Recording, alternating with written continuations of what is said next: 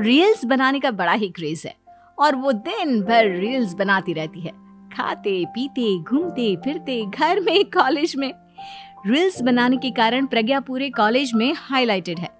जहां उसकी रील्स सभी को पसंद आते हैं, वहीं मनीषा चिंता में डूबी रहती है। एक रोज जब खाते हुए प्रज्ञा रील्स बना रही होती है, तब मनीषा कहती है, 1 मिनट भी चैन नहीं है इस लड़की को। ये नहीं कि खाना तो आराम से खा ले, लेकिन नहीं, अरे थोड़ी देर रील्स नहीं बनाओगी तो आसमान नहीं टूट पड़ेगा। अरे मम्मी, इसी को तो कहते हैं डिटर्मिनेशन। तुम नहीं समझोगी ये सब। भगवान, इस लड़की को सद्बुद्धि दे। जब देखो तब टेढ़ा बाका मुंह बनाती रहती है। मनीषा की बात का प्रज्ञा पर जरा भी असर नहीं होता और वो खाते खाते रील्स बनाती रहती है। दिन बीतने लगते हैं और देखते देखते प्रज्ञा का कॉलेज भी खत्म हो जाता है। आए दिन कोई ना कोई मनीषा को प्रज्ञा की शादी करवाने का सुझाव दे जाता है। सब ठीक कर देनी चाहिए। अपने घर के काम काज में व्यस्त हो जाएगी तो खुद ही ये रील्स और नाच गाना बंद हो जाएगा। मनीषा और प्रेम प्रज्ञा के लिए एक अच्छा लड़का ढूंढने लगते हैं और तभी विकी का रिश्ता प्रज्ञा के लिए आता है, जिसने प्रज्ञा को उसकी रील्स देखकर पसंद कर लिया था। अगले दिन विकी अपने माता पिता के साथ प्रज्ञा के घर पहुंच जाता है और प्रज्ञा साड़ी पहने हाथों में चाय की ट्रे लिए उनके सामने आती है। जब विकी को पसंद है तो हमें भी बहू पसंद है। बहन जी, आप बारात की तैयारी कीजिए। एक बार लड़का लड़की अकेले में बात कर ले तो अच्छा रहेगा। हाँ हाँ, क्यों नहीं। मनीषा विकी को प्रज्ञा के कमरे में भेजती है, जहां प्रज्ञा पहले से ही रील्स बना रही होती है। तभी विकी कहता है, आ गए आपके साजन जी। हमारे साथ ये रील्स कंप्लीट करती तो और भी अच्छा रहता। अच्छा जी, अब आ ही गए हैं तो बना ही लेती हूँ आपके साथ। दोनों मिलकर रील्स बनाते हैं। जब वी मीट और तुरंत पोस्ट भी कर देते हैं। फिर विकी कहता है, जब आप साड़ी में चाय लेकर आए तब मुझे लगा कि कहीं मैं गलत घर में तो नहीं आ गया। अब सही है। दोनों की शादी पक्की हो जाती है और शादी के दिन भी प्रज्ञा रील्स बनाने से चूकती नहीं। यहाँ तक कि बारात के समय भी नाचते हुए रील्स बनाती है। सभी लोग प्रज्ञा की तारीफ के पुल बांध देते हैं और प्रज्ञा नाचती गाती अपने ससुराल चली जाती है। सब कुछ अच्छा चल रहा होता है। प्रज्ञा यहाँ भी दिन भर हर चीज की रील्स बनाती रहती है। लेकिन कुछ दिनों के बाद जब सुनीता कहती है, ये रील्स के साथ साथ कुछ काम भी कर लिया करो। वैसे तुझे और क्या क्या बनाना आता है? मम्मी जी, वैसे तो सब कहते हैं कि मैं सब कुछ अच्छा बनाती हूँ, लेकिन मुझे लगता है कि मैं मैगी अच्छा बना लेती हूँ।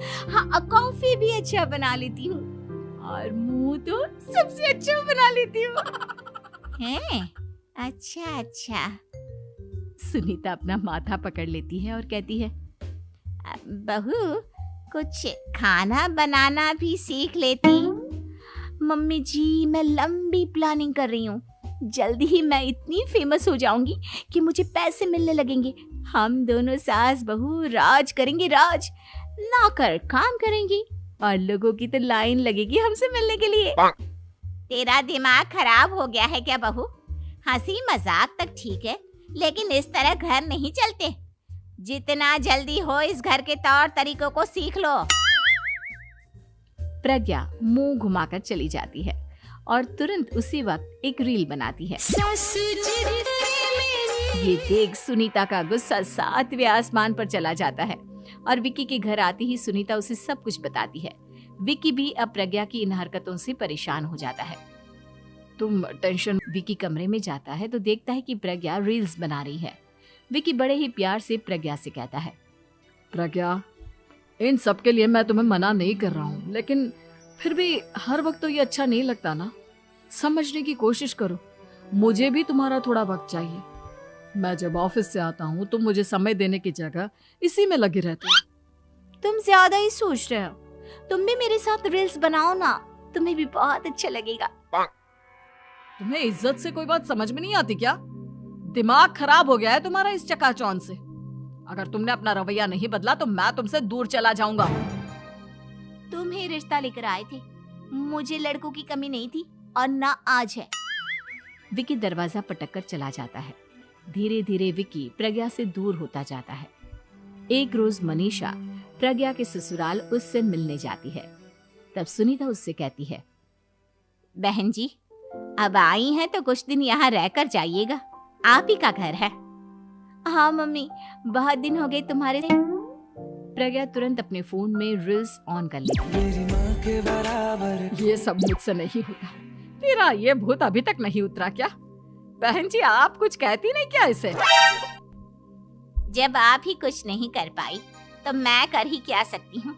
सास तो वैसी ही बदनाम है। शाम को घर की लाइट चली जाती है और मनीषा प्रज्ञा से कहती है, मेरे घुटनों में बहुत दर्द हो रहा है, तू लाइट का कुछ इंतजाम करना बेटा। अच्छा, कैंडल जला देती हूँ मम्मा। प्रज्ञा गाते हुए कैंडल जलाती है और खिड़की के पर्दे के पास रख देती है। मनीषा, जिसे बहुत दर्द हो रहा है, वो सो जाती है और प्रज्ञा हमेशा की तरह अपने रील्स में लग जाती है। उधर कैंडल की वजह से पर्दा आग पकड़ लेता है और मनीषा के कमरे में आग लग जाती है। बचाओ, कोई है, बचाओ। सभी भागते हैं और विकी कमरे की आग बुझाने में लग जाता है। विकी थी। मनीषा की हालत देख प्रज्ञा रोने लगती है। विकी मनीषा को तुरंत हॉस्पिटल ले जाता है और उसे एडमिट कराता है। विकी प्रज्ञा से कहता है, देख लिया ना, तुम्हारे इस नाच गाने की वजह से आज तुम्हारी माँ की जान जाते जाते रह गई। अब पता नहीं तुम और क्या चाहती हो। उधर डॉक्टर कहते हैं, इनकी हालत बहुत नाजुक है, आधे से ज्यादा जल चुकी है। प्रज्ञा रोती हुई मंदिर में जाती है और भगवान के आगे जाकर कहती है, भगवान, मेरी माँ को ठीक कर दो। मैं कसम खाती हूँ, हाथ से ये रील्स बनाना छोड़ दूंगी। बस मुझे मेरी माँ वापस मिल जाए। 2 दिन बीत जाते हैं और मनीषा खतरे से बाहर आ जाती है। पेशेंट अब ठीक है, आप लोग उनसे मिल सकते हो। सब कोई मनीषा से मिलता है और प्रज्ञा सबके सामने अपना फोन तोड़ देती है। मुझे माफ कर दो मम्मा, मैंने तुम लोगों की बातों को नजरअंदाज किया। जरूरत से ज्यादा खराब है। मैंने तुम्हें रील्स बनाने से कभी मना नहीं किया, लेकिन हर वक्त एक ही चीज तो सही नहीं है। मैं समझ गई हूँ मम्मा, आई एम सॉरी। प्रज्ञा उस दिन से रील्स बनाना छोड़ देती है और पूरी तरह से अपने घर में लग जाती है।